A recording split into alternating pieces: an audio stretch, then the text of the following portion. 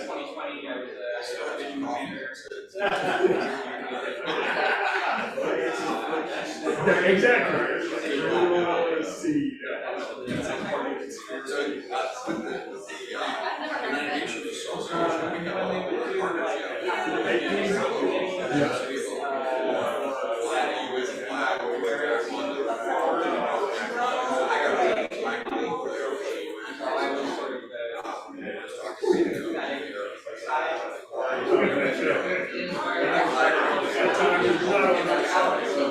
These ones are serious.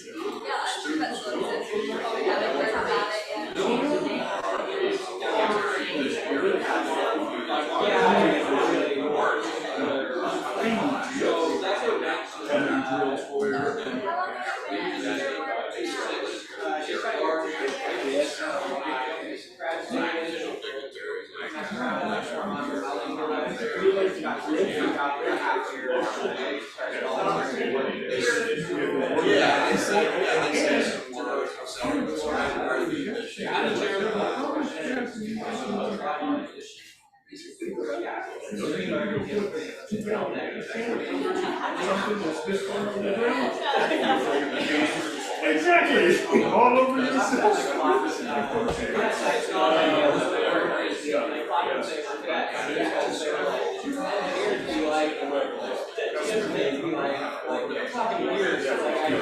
Yeah. Is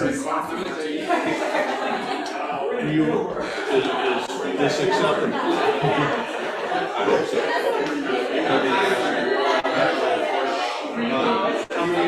Any idea when all this will be done?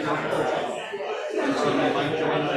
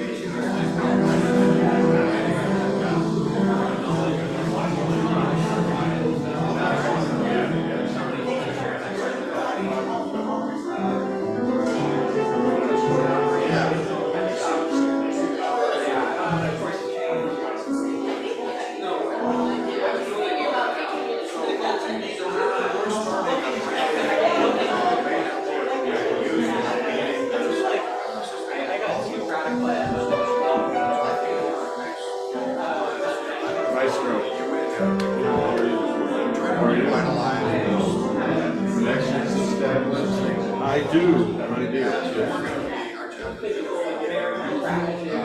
Not the ideal setup. No, it's a little bit in the danger of being a trampoline, but it's, well, I moved this and then let somebody see it.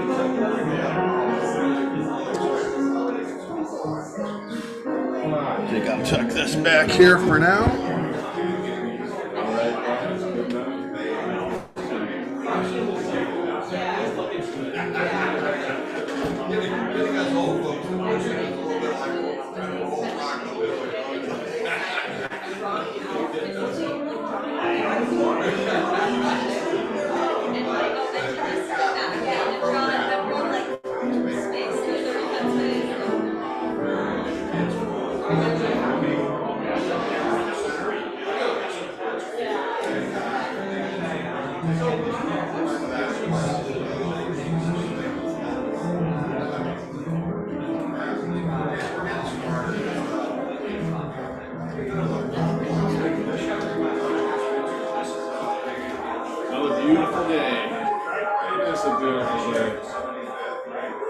how was traffic coming in for you? It was heavier than I expected, but I got here early enough that it didn't slow me down. But more people on the road, especially heading into the South Bay, than I expected. At 6:30 is when I was traveling. Yeah,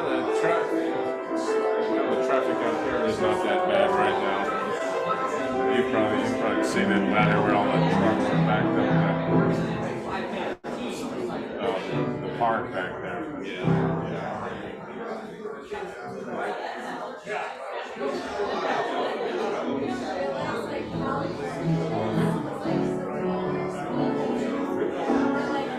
Morning. Jim Hopkins. What's your connection? I'm a guest there. Okay, Robert. I'm with the Seafarers International. I'm on the American side of the merchant marine. He services mostly the international side of Maritime. Yeah. Nice to meet you.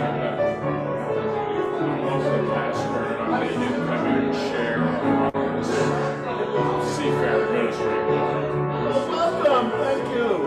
Thank you. Long time. You know who I am? Been here many times. I'm transitioning off one board I've been on with it.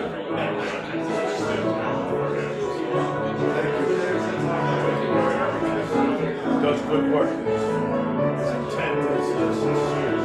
Yeah, no. And it's hard to find. People walk in here like the last group, they were just, what's in it for them? Yeah, no, it's a long time. Created with it. I've been on it for almost 40 years. We met in Los Angeles when we were both kind of beginning our careers. And this is Jerry. Jerry, pleasure. Jerry, nice to meet you. Jerry's there for my congregation. Knows a lot about IT and communications. He's running this show here. I see that. It's great, Jerry. We need your touch. The full-timers here. Nothing to do with that. I'm looking for a pencil. Where's the erasers? Sometimes they work better.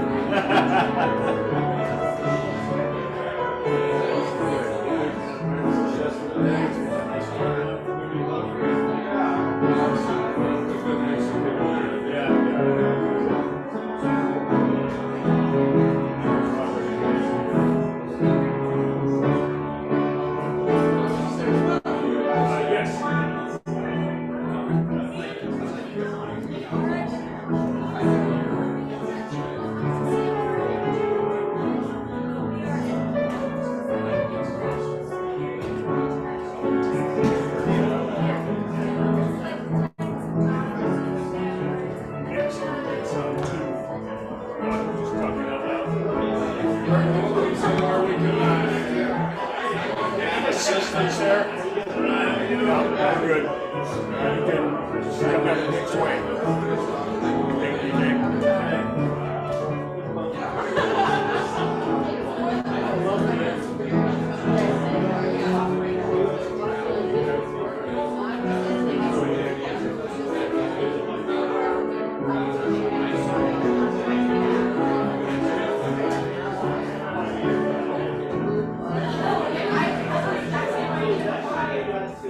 Well, for not enjoying it, you seem to be doing okay. Oh, it's cadets I can do great with. Those are my people.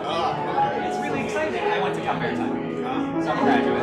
I don't know that I knew that. And they have my degree, so it's really exciting. I can tell them the things I wish people had told me. It makes it easier. Yeah, I'm only 2 years out of college, but it's practical.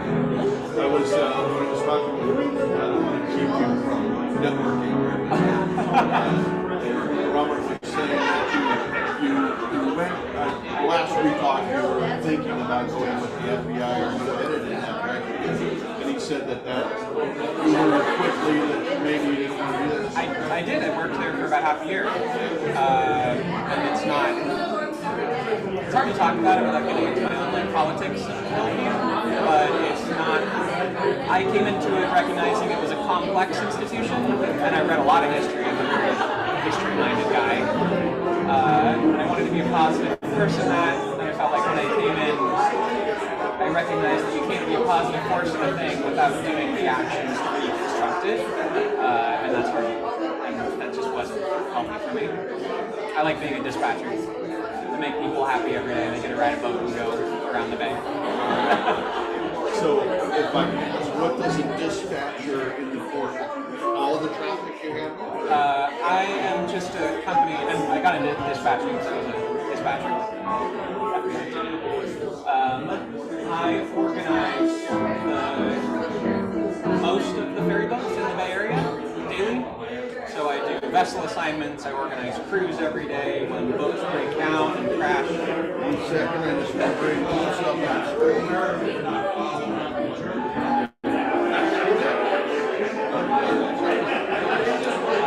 I have to reorganize and reconstruct the schedule to fix it. It can be very, very complicated puzzle work all day. Yeah, because you got like, a large boat doing Alameda Oakland break down, you got to replace it, you have a game tonight, so you need another big boat, you only have small boats, and engineering means small boats offline, so how do you make everybody happy? It's fun. Yeah. Keeps you thinking anyway. It does.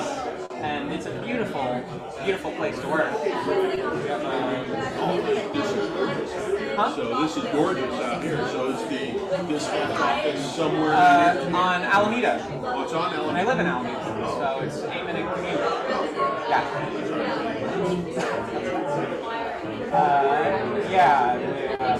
The Water Emergency Transportation Administration, that's the government body that contracts my company.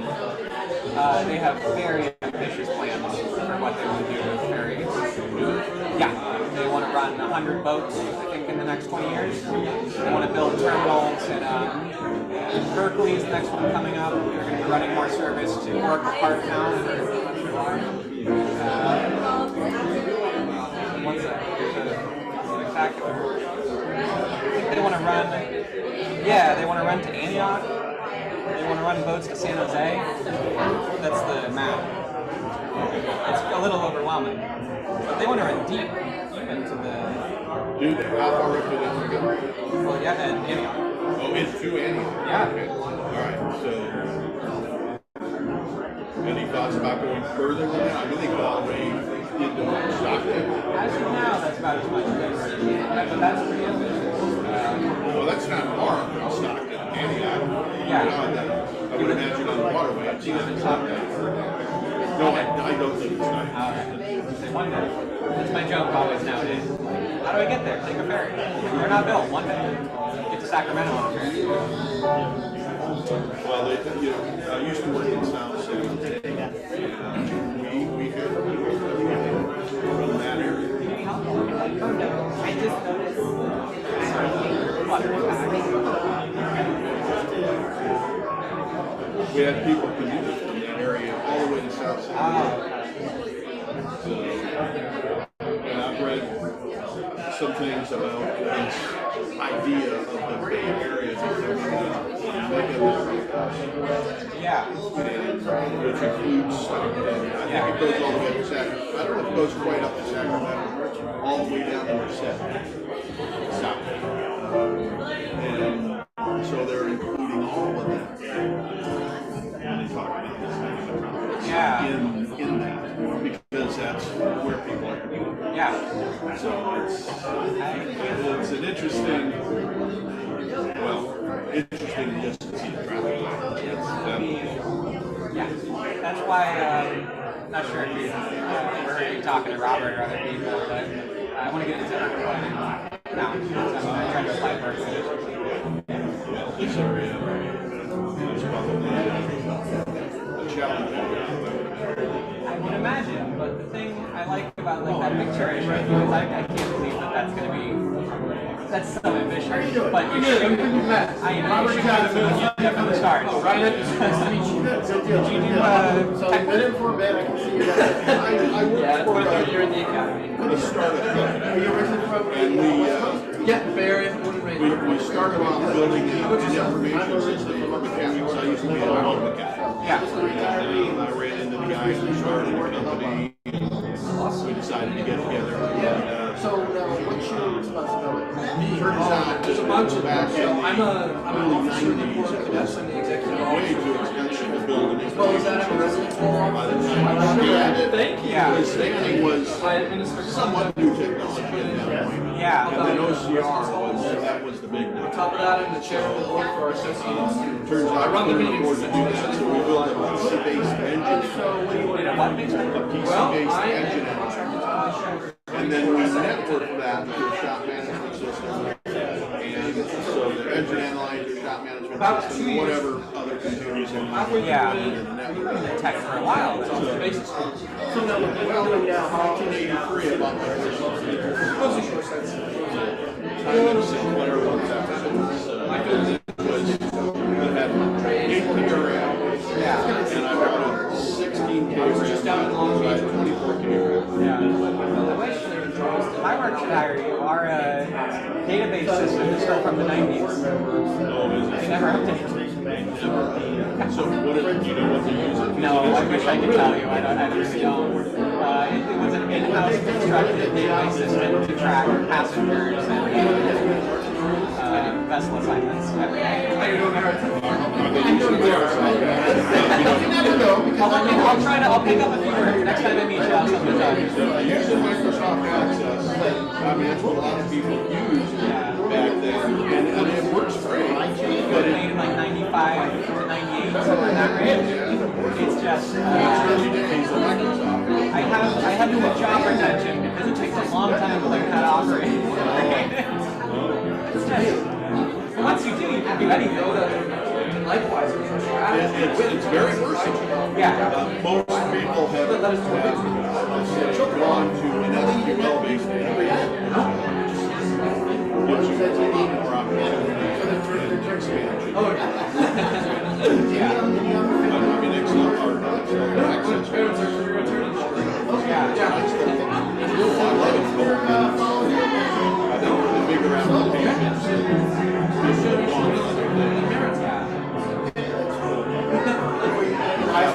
They don't start in I didn't. 95. There wasn't rest Those were available in 95 unless you Right on. your final rate? I was about 38. was like Fortran or something. Yeah. Senior year is what So I was Great days. when were you born? 198. So this is that's the joke at work. I was like, gain a little weight as I go. When I started, there was no Microsoft Windows. Windows, they did call it Windows. It was 386 computer. So it's called Microsoft 386. Windows 386. Windows 286. And then finally they got into Windows. Came up with Windows 95.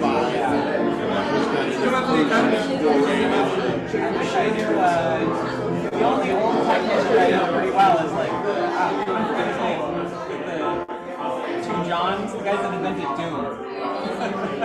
The old video game, and how they like jump cards and funny history. But that's all about like shareware. I used to turn with all kinds of colleges, like the 70s and 80s used to be all over computer systems. Funny history.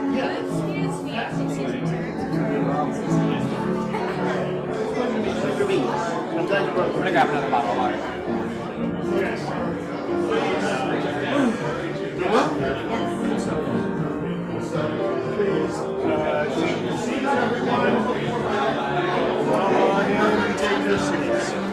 Can I just clarify the name of Brian Brandis? Brandis. Okay, Brandis. Brandis.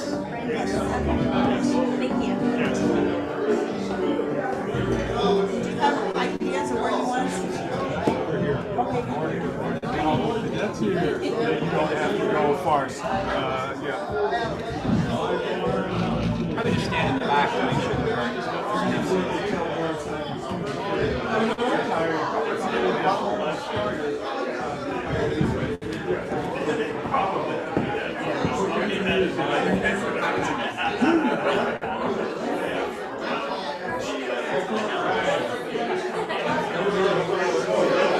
a junior, but this is my first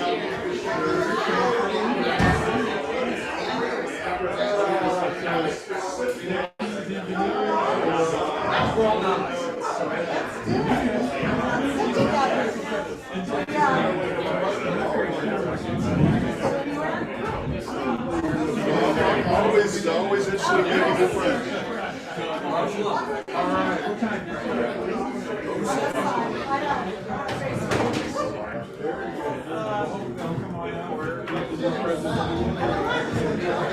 Hey, good to see you, man. How you doing?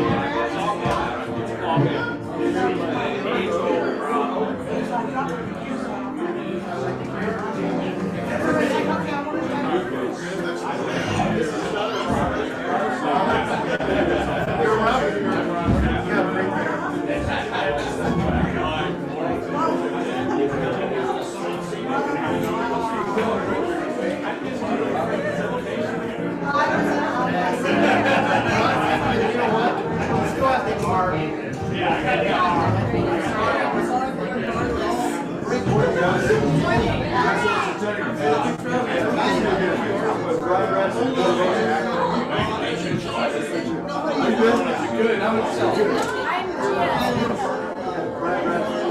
Sophia Gomez, nice to meet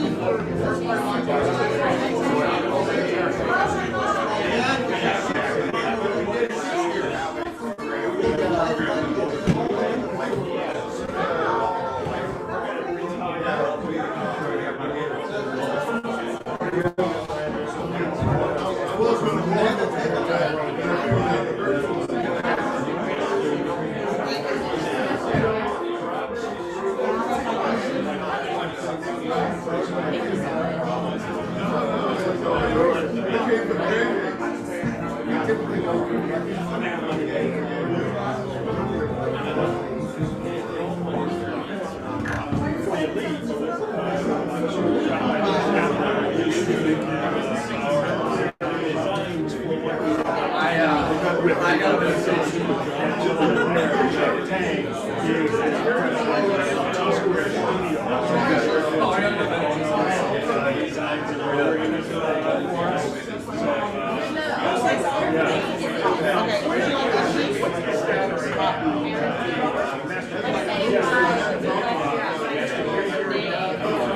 Nope, just marathon. Good try. That's one of the board.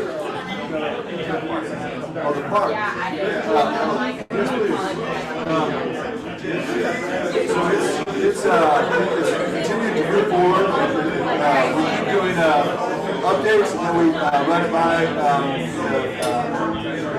BCDC, and so we keep rolling back and forth. But it's definitely continuing to proceed. But I also need to contact Jason Garvin, our project manager. He is running with that. He can kind of tell you where it is if you have any questions, specific questions. Yeah, so he left. Yeah, that was unfortunate. I think. Yeah, this is life. And so he gone. Hey,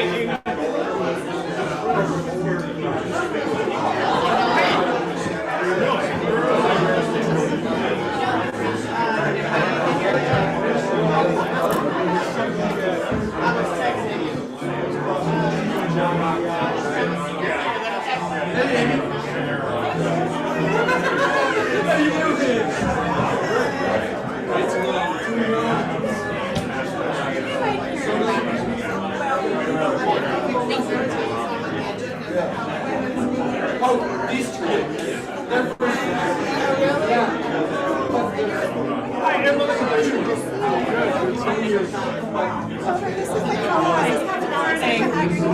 Pleasure meeting you. We read all about you. Oh, really? Yes. Oh, thank you. It's a pleasure to be here this morning.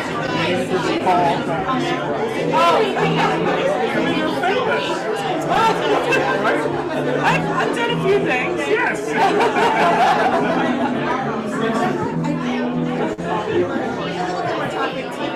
Yes. Okay, that's fine.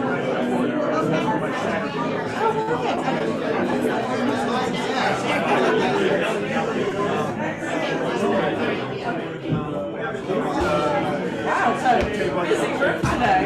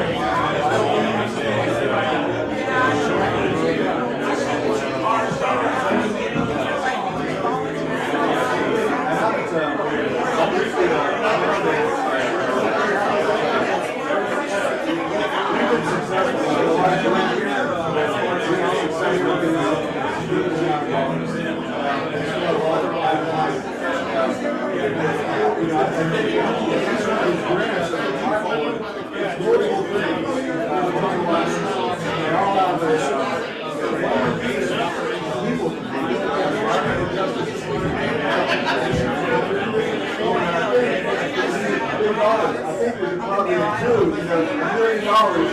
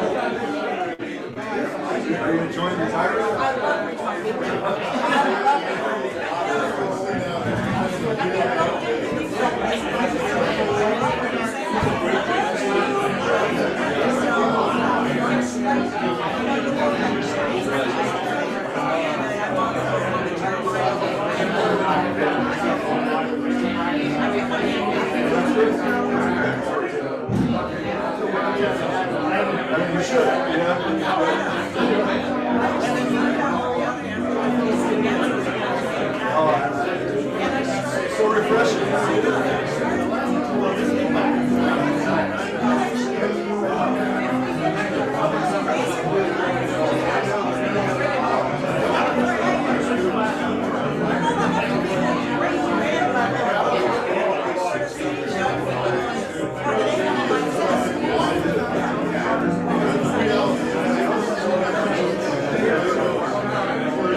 Their life is much different than ours.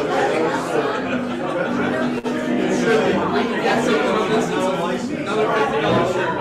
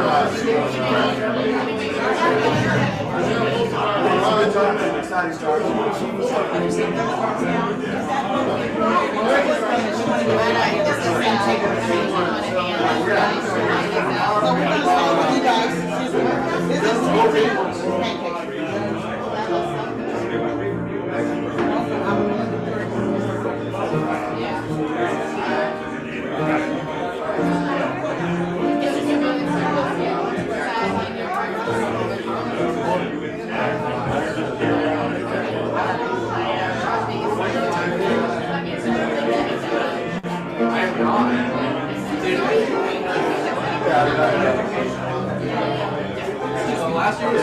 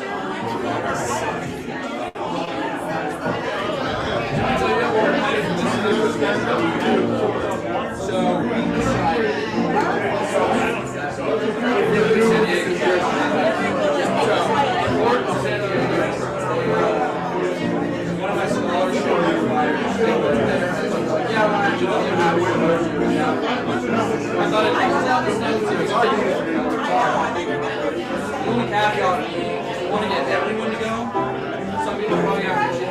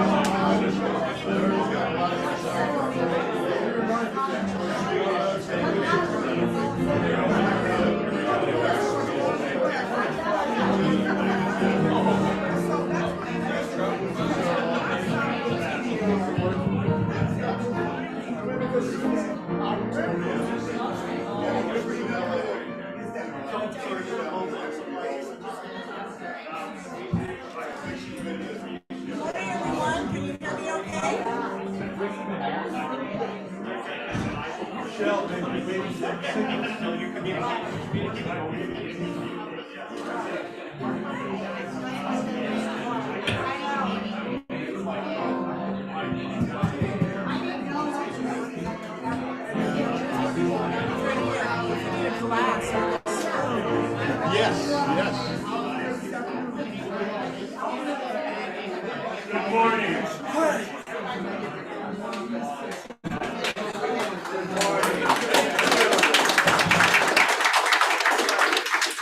Good morning. Clearly, Robert was able to get everybody's attention where I could not. So I want to thank you so much and welcome to World Maritime Day. My name is Captain Lynn Korwatch, and I am the Executive Director Emerita of the Marine Exchange in the San Francisco Bay region. And it is so nice to see so many of you come out to celebrate with us this morning. Before we move on, I would like to have us thank Rochelle Scales, who's our musical provider this morning. Thank you, Rochelle.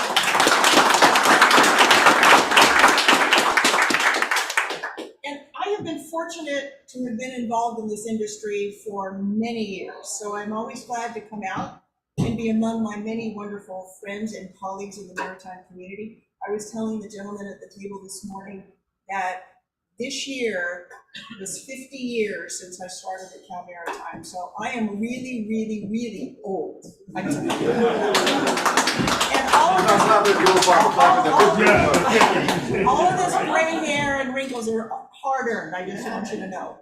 So when I sailed, I had firsthand knowledge of the important work that the Seafarers Ministry, the Golden Gate, and the International Maritime Center does, and how much they contribute and support the well-being of mariners. So accepting the invitation to be on the host committee for this event was an honor, and I'm truly grateful to be here today and pleased to kick off this wonderful event. So without further ado, I would like to introduce one of my host committee associates, Mr. Stan Hebert III, who will lead us through the program, and I ask him to join us now. Thank you for coming, and please enjoy the morning. Thank you.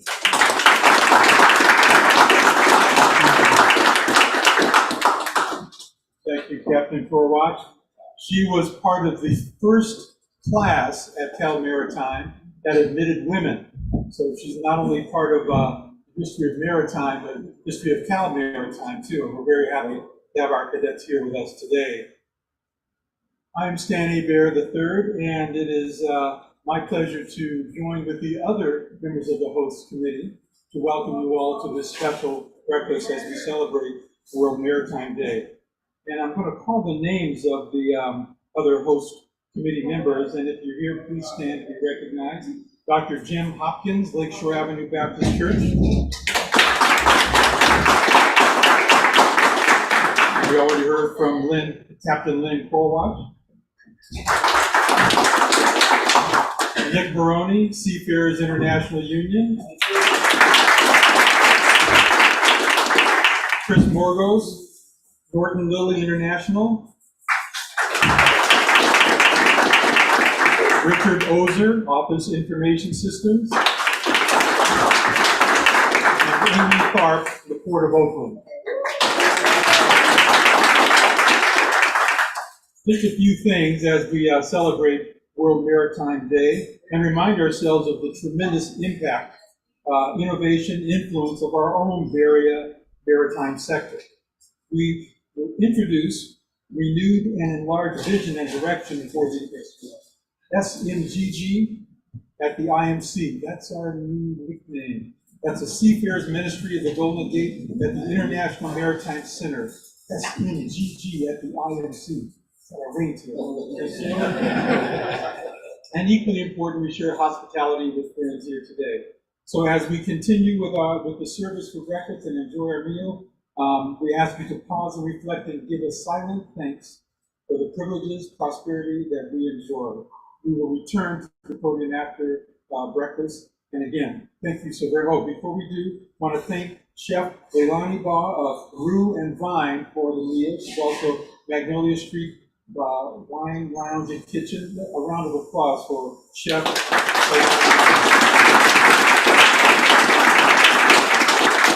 And again, we'll return to the podium after breakfast. Thank you. Please enjoy your meal.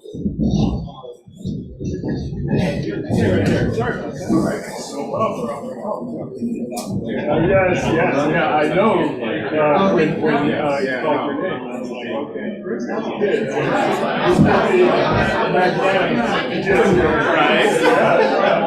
Because I remember when we had lunch.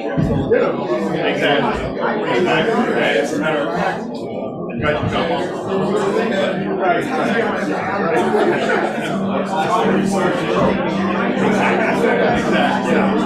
As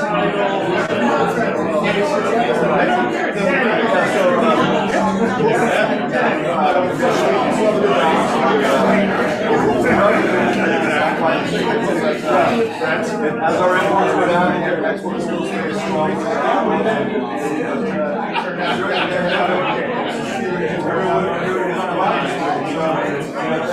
Slow down.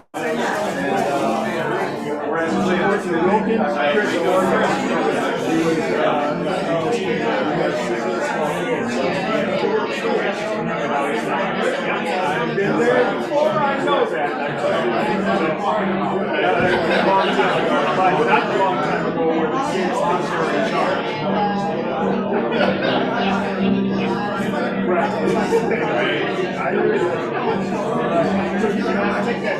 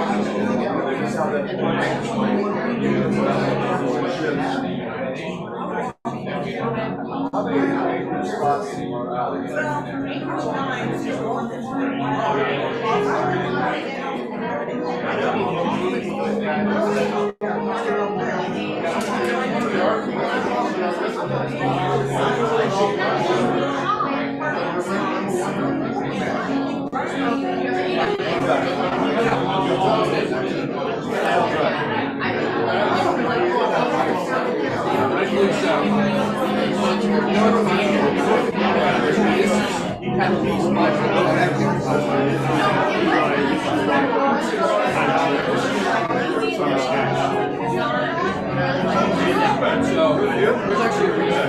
So, a buddy of mine talked to me about the chef.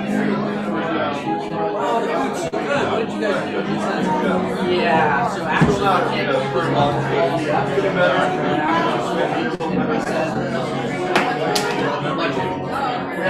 said, he said that what he was saying is not too quality was wrong. And it's not about leaders, and so it's typically, he said, so doesn't know how to write. We're not anticipating warehouses. Most of the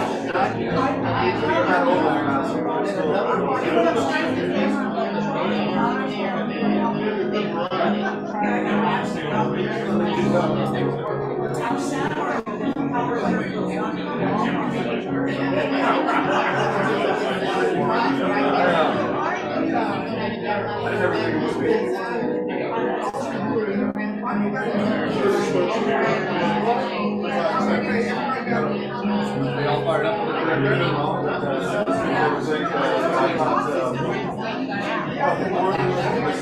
We do whatever we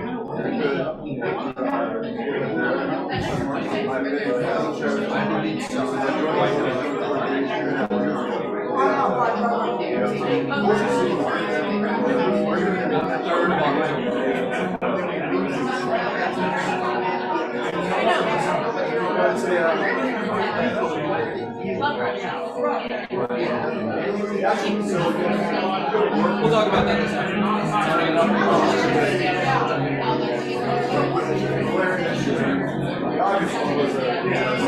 So, great question. That instrument specifically and then that guy killed.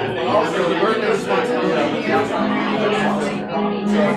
I thought that back to the limited to have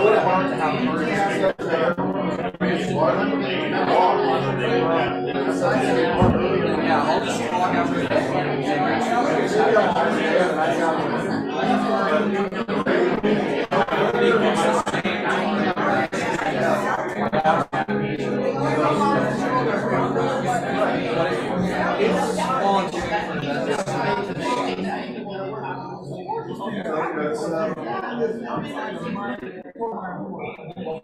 That's pros and cons because it's that's the best part of the getting to go board side, you have the autonomy since we're on how we all trade and real estate issues and particular issues. I think the combination of the new there really it made the point most of it.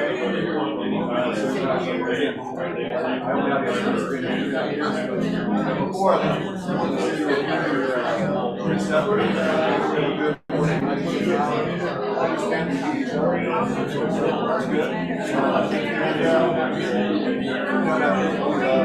As Representative Maritime, I always said that, correct, I'm still one Maritime project here, but I'm representing Maritime. So I'm still continuing to move forward with, presenting Maritime ideas. I think that's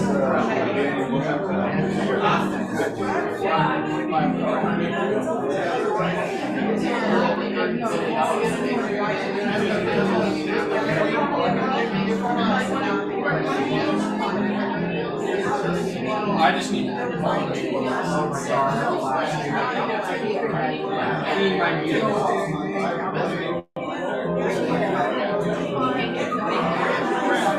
necessarily.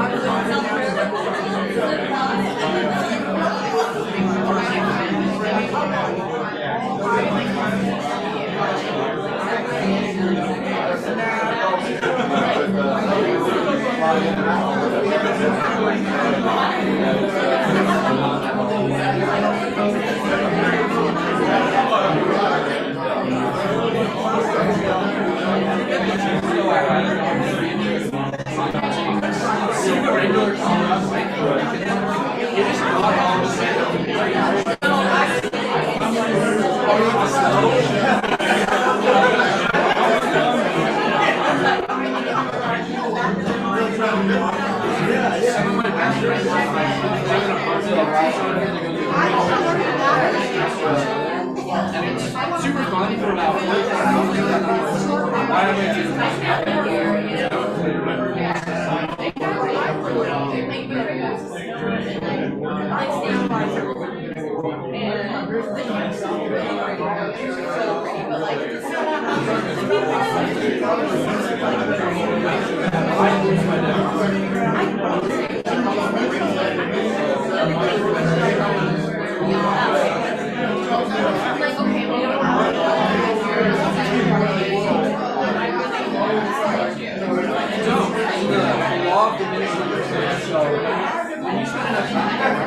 actually get to go out, you enjoy it so much more than you do it.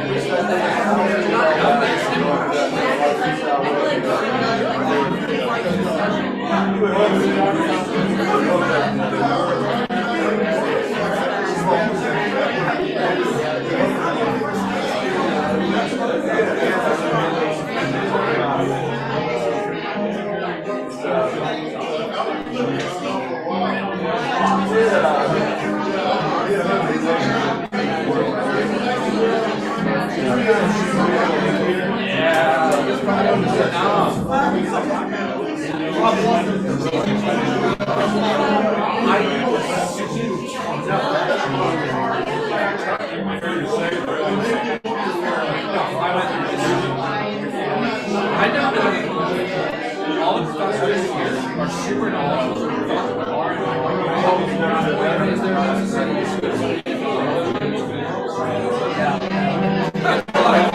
Actually, learn about the town, city, spend time in university there, talk to them,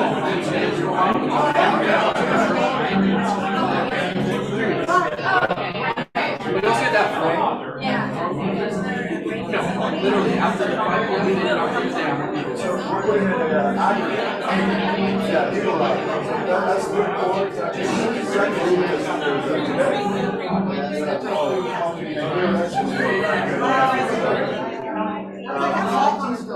That's really cool.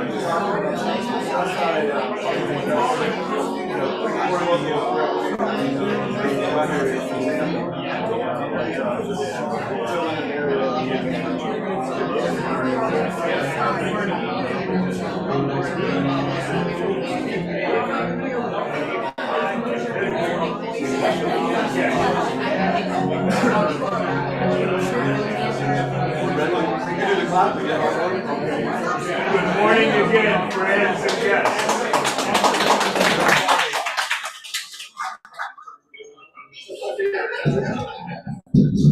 Good morning again. We'll resume our program now. Thank you. Good morning. My name is Kate Anderson. I'm a first-year cadet at the California State University Maritime Academy from San Diego, California. And I'm Sophia Gomez, as well with the California Maritime Academy and a first-year cadet. We are very pleased to be here with you this morning, and thank you for having us.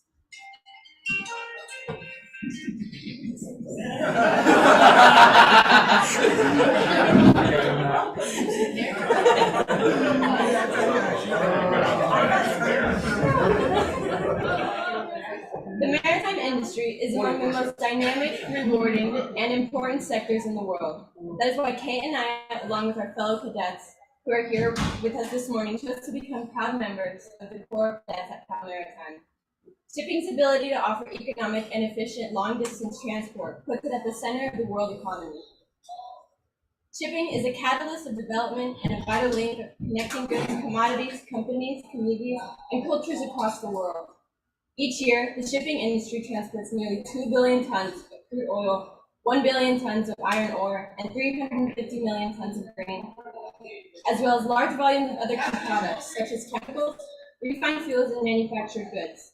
Some 11 billion tons of ethanol, an impressive 1.5 tons per person based on the current global population, representing up to 80% of global trade and transporting millions of passengers across every corner of the globe. The raw materials allow for countries to create industries, construct cities, houses, move populations, and transform resources into refined products to re-export. This ability empowers developing countries to add value, scale up, and prosper. Developed countries become more efficient. Such massive resource shipments would not be possible by road, rail, or air. Truly, shipping's capacity to transfer goods and materials from where they were produced to where they will ultimately be consumed is the foundation for modern life. In a dynamic economic region like our Bay Area, with a $1.4 trillion GDP, the economic activity of the maritime sector is significant. The Port of Oakland, as listed by the Bureau of Transportation Statistics in 2022, reports to Congress as the 7th largest container port in the United States, generating $90 billion in economic output itself. It is one of very few ports that exports more than it imports. Overall, the Bay Area is the 4th largest exporting region in the United States, and it accounts for 36% of California's exports, according to the most recent figures from Senior Sean Ralph Rhoda of the Bay Area Economic Institute. Even though maritime transportation is unquestionably the safest and most environmentally friendly mode of transportation, it accounts for nearly 3% of all global emissions. Immediately after World War II, the members of states of the United Nations came together in Geneva in 1948 and adopted a convention formally establishing the International Maritime Organization, the IMO, as a specialized UN agency to develop a comprehensive regulatory and infrastructure framework for global maritime shipping. World Maritime Day was first held in 1978 to mark the 20th anniversary of the IMO's entry into full force and operation. Celebrations are held throughout the world to focus attention on the importance of shipping safety, maritime security, and the maritime environment, and to emphasize a particular aspect of the IMO's work. World Maritime Day celebrations are usually held during the last week of September. On this World Maritime Day, the United Nations and the International Maritime Organization chose MARPOL at 50, Our Commitment Goes On, as a theme to celebrate the 50th anniversary of a landmark treaty to prevent pollution from ships, the MARPOL Convention. The International Convention for the Prevention of Pollution from Ships is the main international convention of covering prevention of pollution of the maritime environment by ships from operation or accidental causes. The MARPOL Convention was adopted on the 2nd of November of 1973 at IMO. The Protocol of 1978 was adopted in response to a spate of tanker accidents in 1976 to 1977. Since the 1973 MARPOL Convention had not yet entered into force, the 1978 MARPOL Protocol absorbed the parent convention. Our Commitment Goes On emphasizes IMO's ongoing commitment to this important work.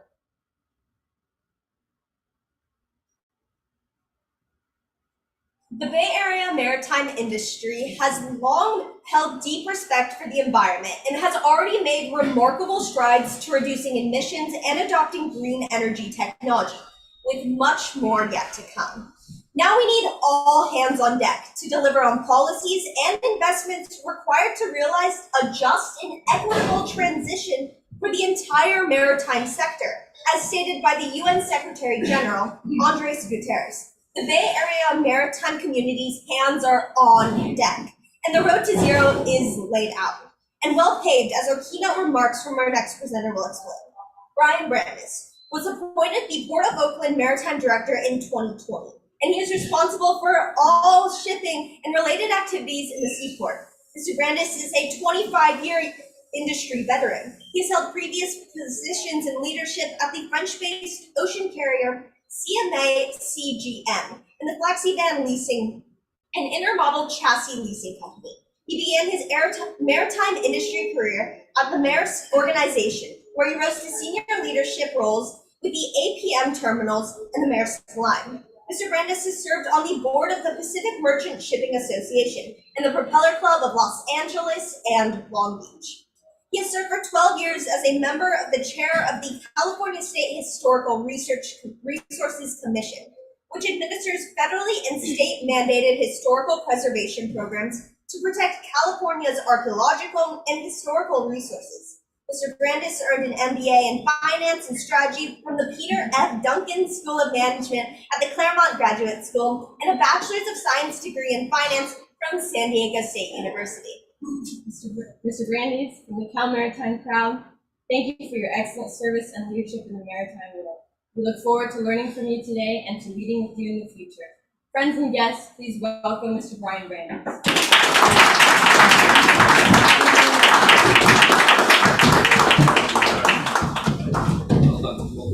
Well, first of all, wow. I mean, one round of applause for you. First of all, at a young age, well, you're a better speaker than I am now. And I don't even know how I'm going to top all the information, every single one of your points. There's only one point, let me just correct, and it's a key point because he is highly respected. He's a Drucker. Peter F. Drucker was what they call him. But every single point you guys mentioned was spot on. I don't even have to give a presentation anymore. Boss, I wanted to just throw something in. Yeah. I'm with the port, and staff is responsible for always giving their boss good input so they can make good decisions. But I wanted to share with you, and I know you're already aware of this, but Cal Maritime was named just yesterday as the best college in the United States by U.S. News and World Report.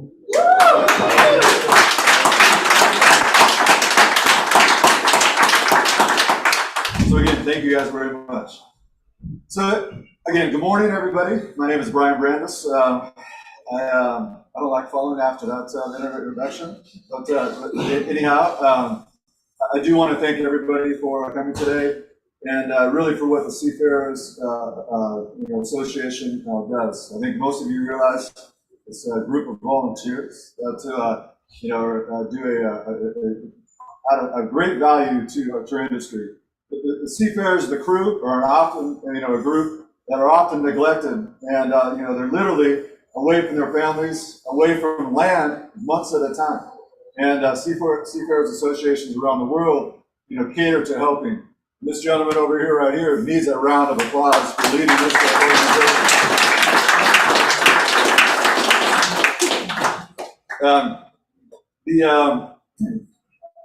Again, this group is, as I mentioned, highly,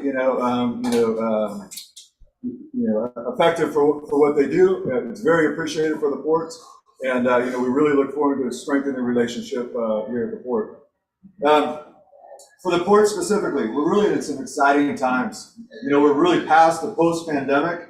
I think all of you realize now when you go to the stores, everything is there, including toilet paper, to refrigerators, to washing machines, to automobiles, everything is there. And, it's maybe a little bit more expensive now, but at least everything is there. We're past the post-pandemic. Our volumes in the port are slightly down, but we're really anticipating and preparing for the future. And what I mean we're preparing for the future, we're really preparing for growing responsibly, to really handle the volume. All the key statistics, I can't regurgitate all the key statistics, you guys mentioned them, but our volume is really starting to pick up right now from the pandemic. We anticipate the volume will continue to pick up next quarter. And as I mentioned, I want you to walk away. We're really growing responsibly. When I say we're growing responsibly, we're really looking to grow responsibly in 3 areas, and that's transitioning to green, everything green. So our electrical infrastructure, our equipment on the terminals, the equipment on the roads, the vessels. We're working with the vessels to transition to cleaner burning fuels. Hopefully most of you are aware right now, all the vessels, when they call the Port of Oakland, they plug in. So when the vessels are at berth, they plug in. So that's a significant emission savings. As the cadets mentioned, always has been and always will be, shipping will be the most environmentally friendly mode of transportation. And we want to continue that and again, drive it towards zero emissions. Sorry. Along with this green growth, we can't do it without partnerships. The port has been extremely successful, in my opinion, in working with multiple agencies, the federal government, local agencies, and state government, in obtaining grants. To date, the port has already received roughly $500 million in grants. We have another $50 million that we've applied for, and another $50 million that's in the pipeline. So thank you guys. This is how we're going to do it. It's through the partnerships. It doesn't take it doesn't take one agency to do it. It really is partnerships to transition. So we appreciate everybody's help that's helped us. And with this, when we say greener growth, yes, everyone understands tailpipe emissions and what that means. But it starts with the vessels coming in. As I mentioned, we're helping working to burn cleaner fuels, plugging in at the docks. Then on the terminals, working with the terminals, transition their equipment either in steps to hybrid equipment first, reducing 90+ emissions, and then transition to zero emissions, either through battery operated equipment or hydrogen equipment. Both of those are going to be solutions in the future. The other areas is green microgrids. You hear green microgrids, okay? What is that? So green microgrids includes using hydrogen to produce electricity, using solar to produce electricity, purchasing green electricity produced via wind or via hydro. So there's really a transition towards the greener electricity. The safer growth, or safer transition, in the harbor. That's a huge focus as well. We want, the port to grow, but we want it to grow safer as well. One of our largest initiatives as it relates to the vessels is the turning basins. We have 2 turning basins within the port, and the turning basin is just simply a way for a vessel to make a U-turn. Everybody thinks that, the vessels come in and out of the harbor and they don't really understand how they do it. But the vessels, they have to come in safely, be able to make a turn, and then exit the port. There's 2 areas where we have turning basins, an inner harbor and an outer harbor. The inner harbor is right outside of Howard Terminal. The outer harbor is right outside of a tray pack facility. I was going to point, but all of a sudden you got slightly disoriented. The outer harbor is over here. The inner harbor is down there. These vessels were designed for much smaller vessels than they're handling now. Right now, they're handling 14,000 TEU vessels. If you ever want to see it, you can come down to to where the ferry building is, ferry dock is, right next to the port building, and you can see these vessels turn. When you're looking at it, they almost look like they're going to be touching on either side. The pilots, I'm sure we have pilot representation here today, but the pilots are an integral part of that in making sure those vessels are turning safe. When these turning basins are expanded, the turning basins will be able to handle the largest vessels on the water today. Continue growing safer. We're doing a major upgrade on 7th Street grade separation. So if you come down 7th Street, which most of you probably did today, you can see it's an older bridge. It is a 2-lane highway, both ways. But really, when there's trucks going through there, it's really one way. This is going to be a much more modern overpass to handle two lanes going each way, as well as a Class 1 bike lane coming down to Middle Harbor Shoreline Park, which we're very proud of. Also, roadway improvements coming into the harbor. So we're going to be looking at roadway improvements outside the port area, coming across Adeline Bridge, and then within the port itself. And then the last area for safer is railway improvements. So all of you that have been familiar with Jack London Square, you're walking and driving right next to the railroad tracks. We're looking at ways to really improve the safety there and make it more efficient going through Jack London Square. And then efficient growth. This is often an area that's just a catch-all to grab everything, but really trying to focus on data initiatives to be able to provide information to the stakeholders, primarily the trucking companies, the terminal operators, and the vessel operators, to really allow smooth operations and access in and out of the port. What this means is, first of all, we started and partnered with the Alameda County to do a FITS program. This is a suite of systems to really help give information to the trucking community, and it includes weigh and motion scales. It includes Wi-Fi for the port area, which will also help the seafarers. It includes a parking app that shows availability of parking for containers and trucks within the harbor. It shows an app that you can see turn times in the port and any type of congestion there is in the port. So we're really looking forward to this coming online. This should start coming online later this year. The other enhancement will essentially be a dashboard that anybody can log on to see the health of the port. You'll see how many containers are coming in and out of the port, turn times on the terminals, turn times on the street, and just really be able to see, is the port functioning healthy?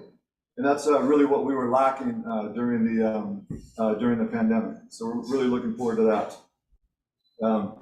Last thing I really wanted to emphasize is, I mentioned it, but these partnerships in obtaining the grants, they're not just here to help the port. Yes, we're here to help modernize, rebuild the port, modernize the port. This is an older port, but we can't do it, and we're doing it in conjunction with our communities. The communities are adjacent to the port. They're a critical component of the port. Hopefully, most of you have seen a couple weeks ago. It was a press release was done that the port and is a job promoter. It creates 100,000 jobs. That's not just the port itself. That's in conjunction with the airport, commercial real estate, and the seaport. but the seaport is a critical component of that. And there's multiple jobs that are created, outside the seaport. So we're really looking forward to continuing those partnerships, growing those partnerships, working on grants to help grow the port and the infrastructure outside the port. So with that, I thank you guys very much for attending this morning. By the way, breakfast was excellent, so thanks for sharing.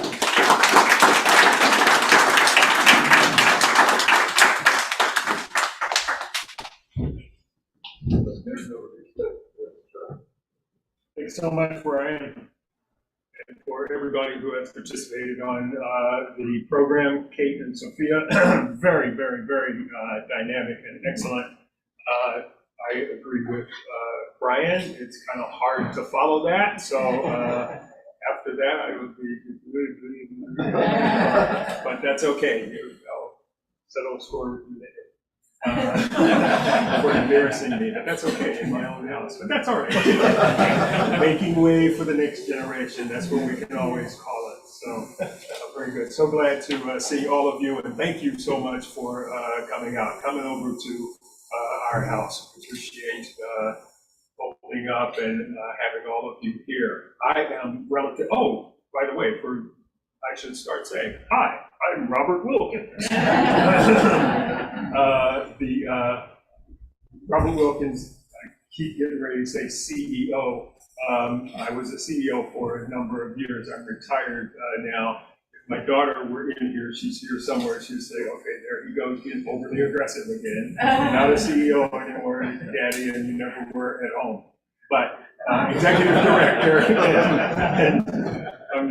executive director and chief program officer of SMGG at the IMC. That is our new name, SMGG, and I agree with Stan Hebert. It's got a little bit of rhythm to it. Kind of hip. SMGG at the IMC. Yeah. Okay, hey, there you go. All right, so think of that. Oh, I saw Susan. It resonated. Okay, maybe we can get together and do some lyric, drop some lines. All right, well, again, I had prepared some notes and was intending to be quite officious and so forth, but I wish I could come up with some great excuse other than the fact that I didn't bring them. So it's not that I felt some inspiration and another wind that caused me to go in another direction. I just forgot them, plain and simple. So I will just speak from my heart and my head. I am new to Maritime for the most part. I've been with this organization for 2 years, just a tad over 2 years. And prior to that, I was pretty much like probably most of the people in the world.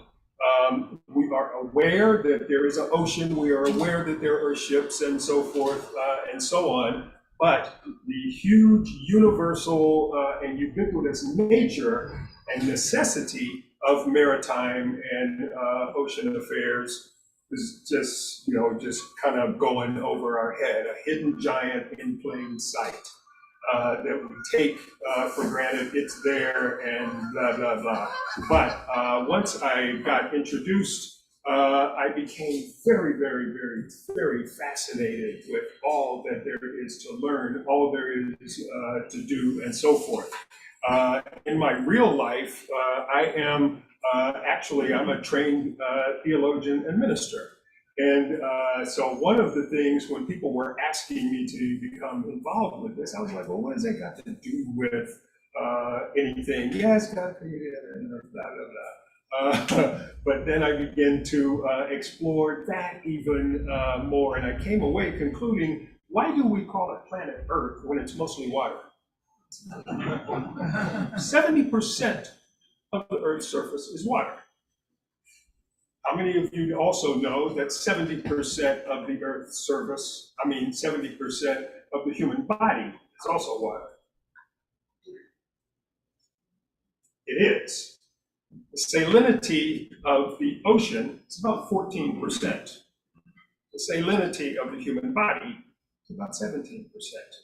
So for me, there's a little bit of divine shorthand going on there saying something is very, very special. And then I consulted the sacred text, both Christian and other traditions, and everybody comes away with the notion, and it says so in one, in the Hebrew text, the Hebrew poet says that God founded the earth upon the seas and established it upon the waters.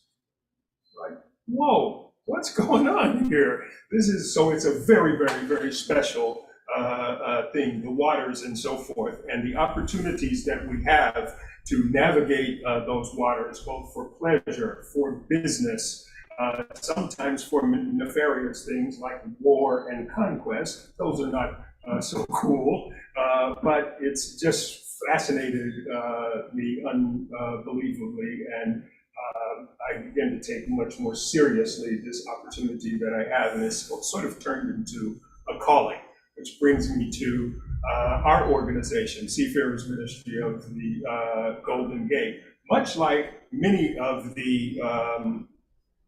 much of the work that happened on ships and so forth way back in the day started out with religious organizations and churches and so forth, both for mission endeavors as well as mission endeavors in terms of expanding their enterprise, but also mission in terms of taking care of people that were on ships. And our organization has religious underpinnings as well, and we maintain that. It is out of our faith convictions and our understanding of the world and our care and responsibility for the world and other people that gives us the opportunity and the unction to do what it is that we do. However, for me, I was indeed a CEO of the YMCA for 20 years and 11 more years in executive positions before that. And so as a CEO, we're always looking for opportunities, always looking for growth, and so forth. So when I came into this organization, I began to do some analysis and say, what else is there for us to do? Who are we, and how do we fit into the ecosystem of the maritime sector? And since we are celebrating World Maritime Day, which is a United Nations observance, there is a tie to the United Nations. Shortly after, as Kate and Sophia said before, the United Nations created the International Maritime Organization. That actually happened largely, and the focus, the original focus of the International Maritime Organization had to do with the safety of seafarers and passengers at sea as a result of the sinking of the Titanic. And we all know what the issues were there. There were only half the number of life vests than the number of people that were on board. There were 2,000 people, 1,000 life vests. Somebody was going to die. And the International Maritime Organization said, oh my goodness, this is horrible. And most likely the ones who were destined to die were going to be the workers. And that was not cool. So they created the first of the conventions that govern the IMO, and that was SOLAS, S-O-L-A-S, Safety of Life at Sea. It was originally adopted in 1914, but a little thing called World War I happened, and it got deferred, and it got deferred, and it got deferred, and it finally did go ahead and take place. And as time moved on, the focus was originally on ship safety and the adequacy of the ship and all of those features and so forth and so on. But then there began to be a growing recognition of the duress under which seafarers labored, being away from their families for long periods of time, facing hurricanes, piracy, and all kinds of other things, and the concern for seafarers begin to expand. And out of that grew, as well as not only the recognition of the greater issues related to the individual seafarer wellness, but how that also impacted the entirety of the maritime sector. Because if you are, and we have had this happen before, that unfortunately people take their lives at sea. And we stand in with them. We go on ship if necessary and pass rights for them and the survivors and so forth and so on. But in addition to that, they have co-workers who work shore and are affected by those things and so forth. And so I'm saying all of that to say that our care and our focus extends beyond simply visiting the ships to interact with the seafarers as they come and go, but the entirety of the maritime sector in terms of the welfare and well-being of the people, as well as the welfare and well-being of the sector from a business and policy and all other standpoints we advocate for. And so part of what we do is we educate the public about the importance and significance of maritime. We advocate for policies and programs that promote the well-being of seafarers and the maritime sector, and we coordinate resources and connectedness for the maritime sector and the broader community. That is our larger enterprise. For the past couple of years that I have been here, we have worked to rebuild and re-envision and enlarge our work. We have adopted 3 primary objectives. First is exceptional care for seafarers, part of which includes digital upgrading so that in real time seafarers can reach out to us. They may be having problems. Connectedness at sea is a wonderful thing for seafarers. It is also a challenging thing.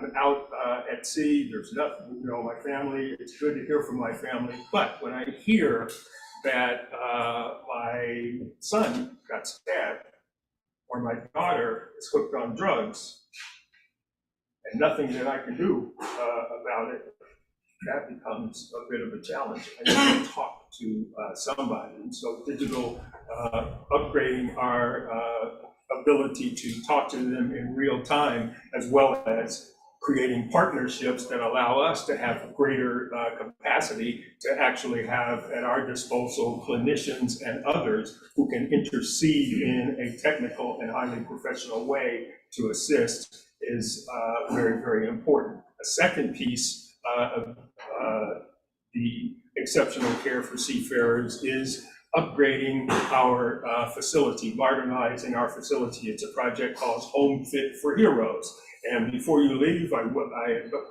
invite you to visit. There's a little chapel and meditation room there in the left corner, and you'll see renderings of our vision, which were provided for us by Mr. Chek Tang, who is with us this morning. He's the president of T Square Studios, a local and international architecture firm that he co-founded with one of our port commissioners, Yuhei Lee.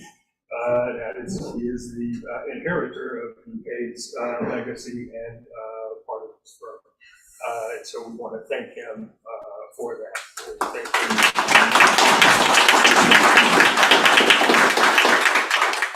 Our second major objective is promoting maritime careers and cultivating a new generation for maritime involvement and leadership.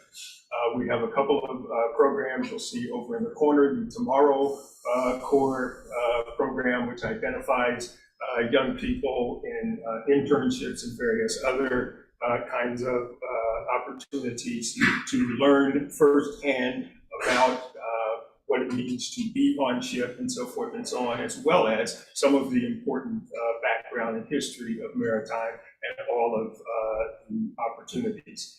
On Saturday, as a matter of fact, we will be doing this breakfast for the community, and the focus is career pathways for maritime careers. Joyce Guy from the West Oakland Resource Center is the partner on that. Even some of her team will be here with some brochures, and we'll just be talking to people and making them aware, because we find that many of our young people do not see maritime careers as very, very profitable and successful careers for them, and particularly women, people of color, and so forth are missing, and Joyce and I intend to do a lot about that. So those are the two. And the third one is the most important. That is connecting maritime and community. In my research, I found out that, again, most people don't really understand maritime that much. It's there, and yeah. When they react to it in the public domain, a lot of times they are thinking that, okay, you're polluting. It's usually an environmental issue or a land use issue. You're grabbing up all the land because you're doing blah, blah, blah, blah, blah, blah, blah. And absolutely, totally, and completely not correct kinds of things. In my mind, maritime is one of the sectors that has the greatest opportunity to create connectedness and harmony in our communities. There's opportunities for jobs and security. There's recreation. Who wouldn't want to come to work here and go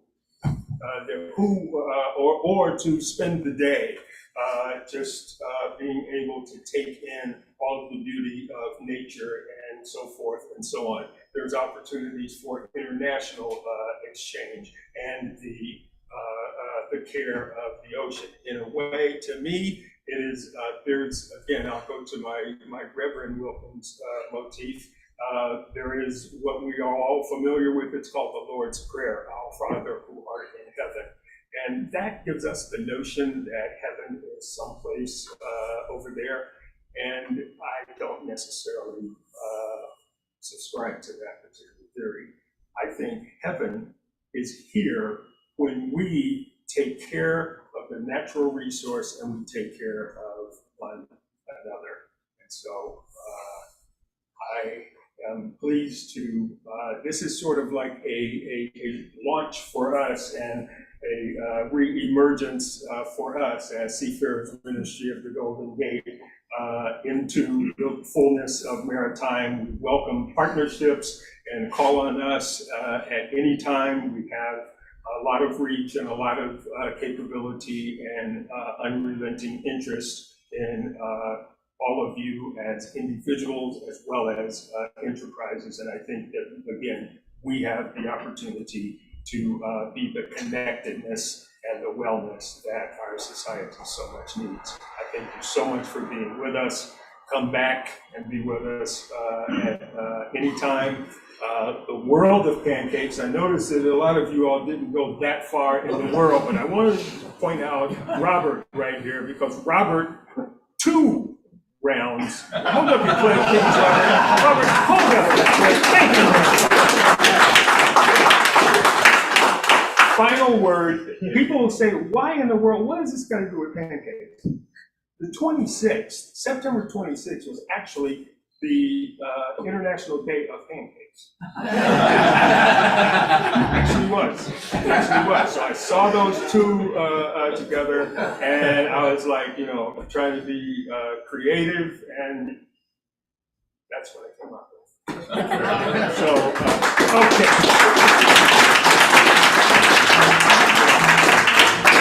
Thank you so much. Have a wonderful day. Remember, you are part of something very, very, very special, and connect and bring people together. I want to also acknowledge, before we leave, all of the board members of SMGG and the IMC. If you would stand and be recognized as we adjourn, that would be great. Thank you so much.